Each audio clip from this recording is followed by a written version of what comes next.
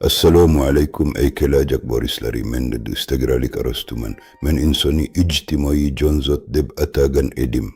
Ammo bugun dunyo kichik afinamdan ancha kengayibdi. Siz buni globallashuv deb atamoqdasiz. Barcha xalqlarning yagona global polisga birlashishi.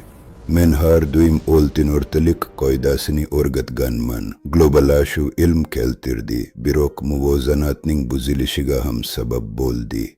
Ekolojik inqiroz va adolatsizlik bular me'yorning buzilishidir. Tabiat biz bilan bir butunlikda yashashi kerak bo'lgan tirik vujuddur.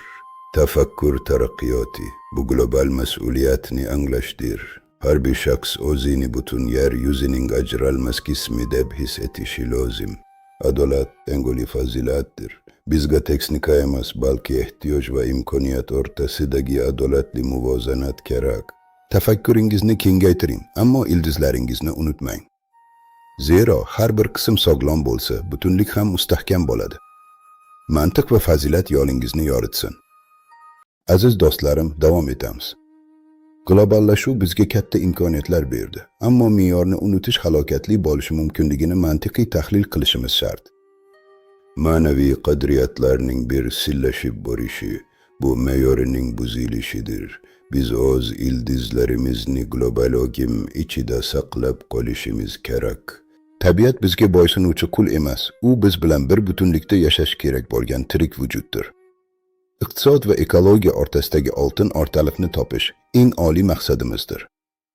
Har bir shaxs o'zini nafaqat bir davlat fuqarosi, balki butun yer yuzining ajralmas qismi deb his etishi bu shunchaki xayol emas, balki zaruratdir.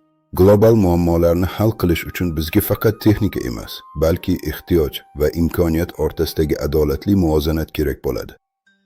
Tafakkuringizni kengaytiring, fazilatingizni asrang.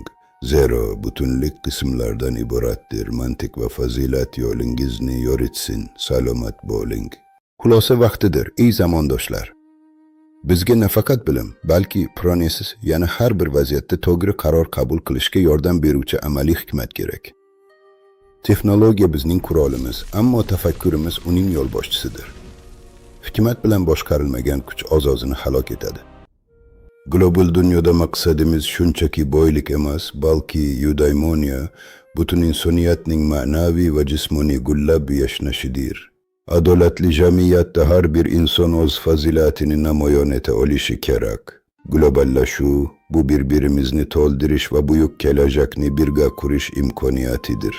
Kelajak bizning bugungi tanlovimizga bog'liq.